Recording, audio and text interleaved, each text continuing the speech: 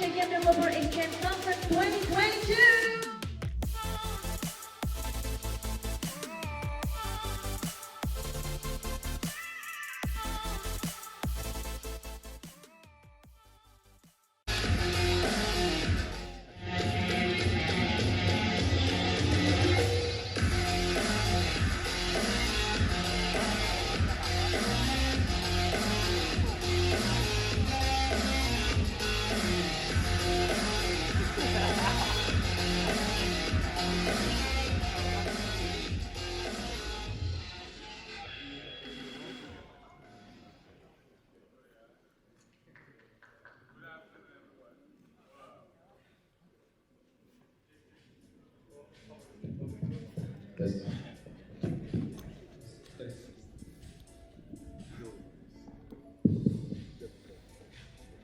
Good afternoon, everyone. Good afternoon. This will be the last panel of the IGDX 2022.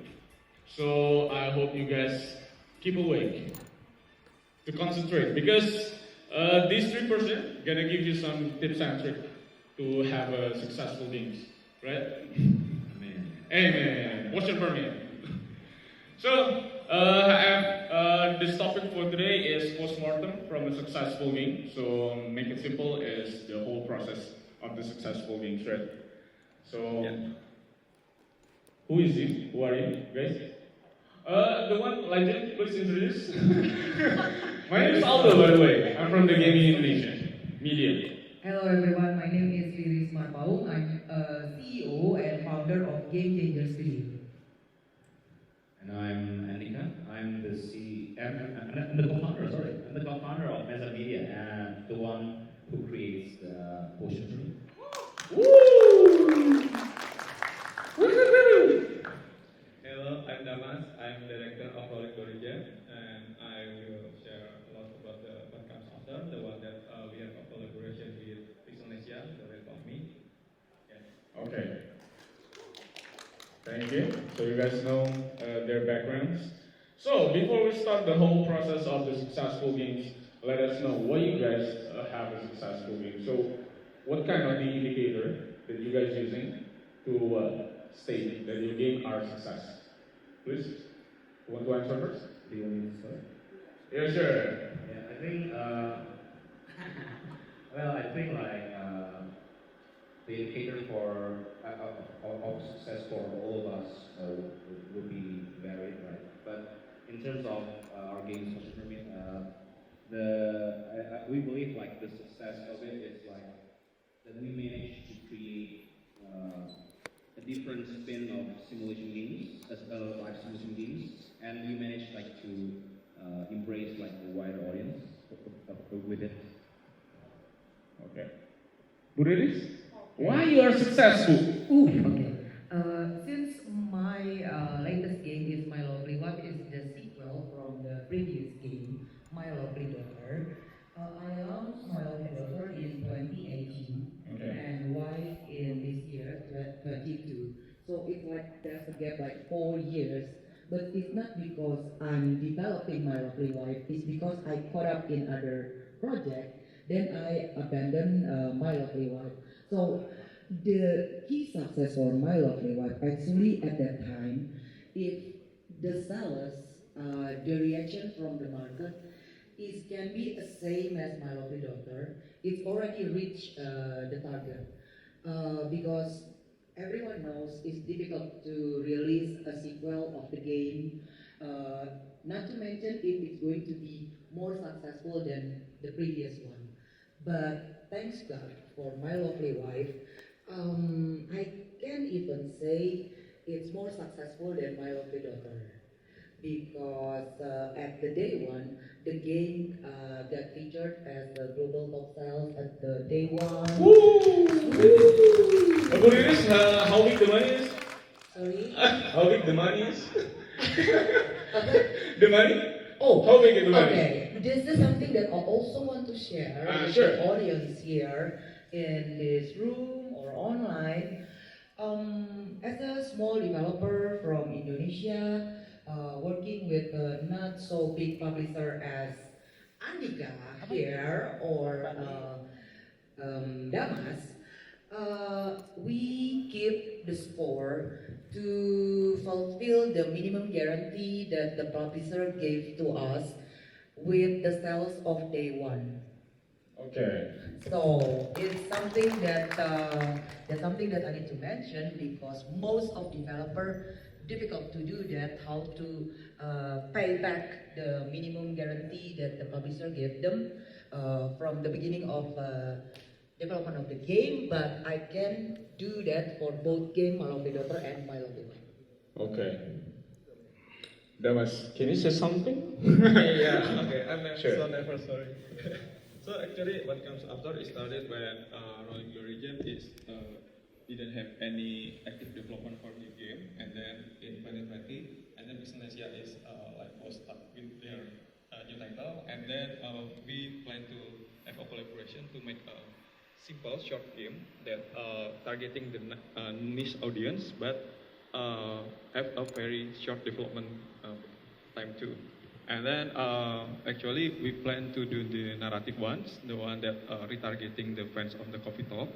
And then we managed to finish the game in 3 months with the team of 5 who are full of the part-timer. So we just working on it. We was working on it just after our main job. And then we do the self-publish.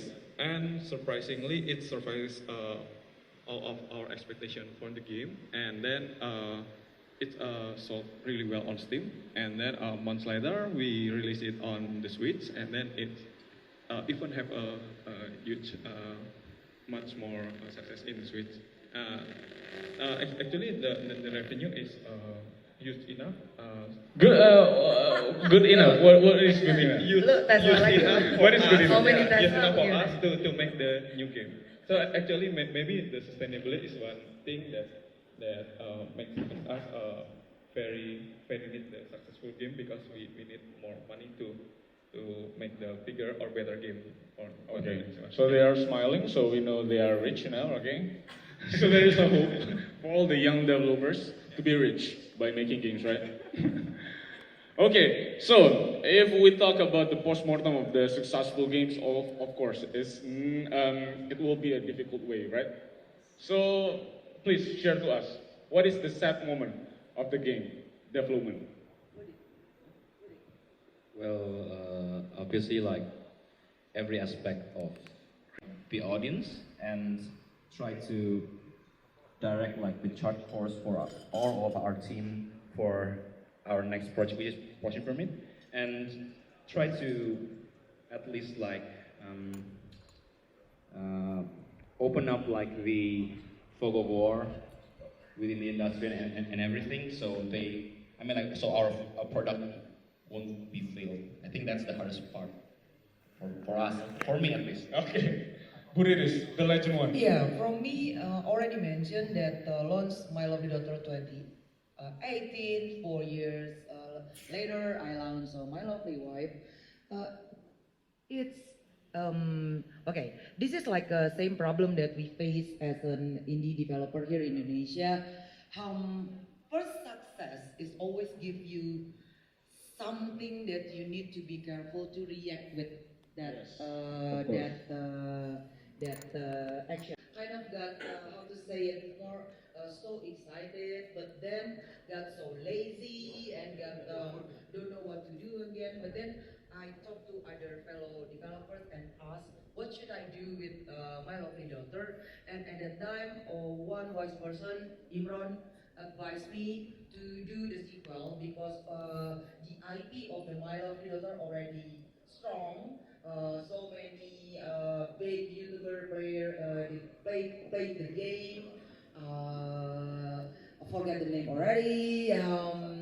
Jacksepticeye and other YouTuber they review your game for series. It's something for small indie developer. Why don't you mention Dito, Bu Riris? Oh, Dito also anak tua. This one also. Kayaknya lazy Monday, lazy. Jadi Measure for your game. how to How to choose properly.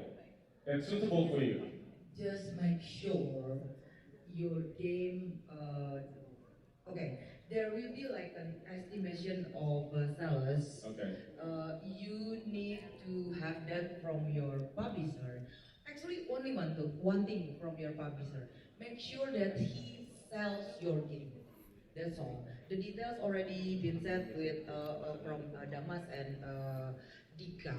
I only gonna add one more important thing, Okay. Aldo. Okay. From my publisher, I learned one thing that haven't mentioned by Damas and Dika. Actually, my publisher introduced me to other event that is not mainstream. I mean, everybody knows about GDC, Taipei Game, Tokyo Game Show, or other big games home, right? But this publisher, Neon Doctrine, my publisher, my lovely publisher, they introduced me to some events which is supported by the Steam. Okay. It will boost your wish list. They introduced me to Media Indie Exchange Mix and a Woman in Game Development on March because there is a Woman International Day at that month. And then also DreamHack Beyond.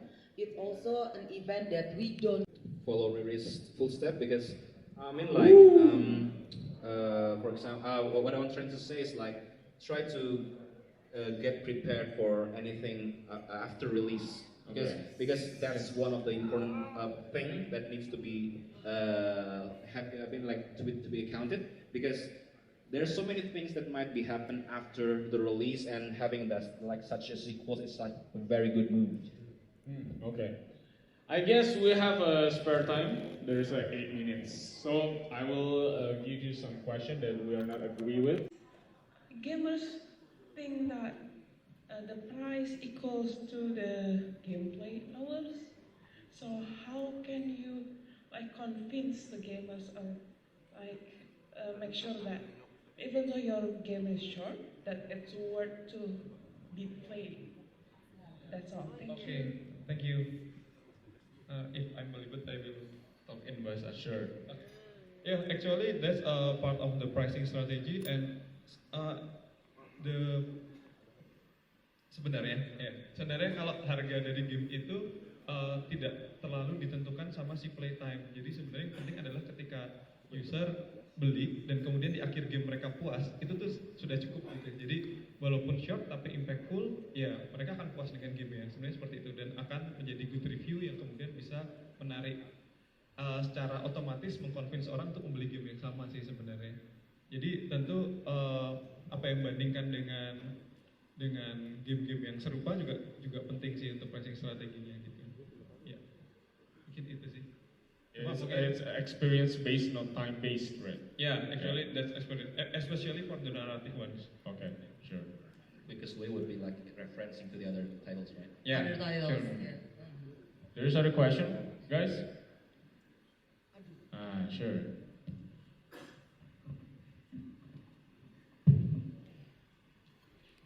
For people not just making some things inside our labs and so on. Yeah. And it depends with the capability, not the idealism, right? Okay, so don't be too ambitious, guys. Okay, just stay with your capability. So, I think we ran out of time, so thank you for these 3 awesome speakers to discuss the Postmortem from a successful game. I guess you will have another successful game. So please pay like our media to promote the game. Sure. Is that allowed with you? Yeah. I need the cash flow, okay? Okay, thank you guys for listening our last panel. So enjoy the rest of the day. So goodbye, everyone.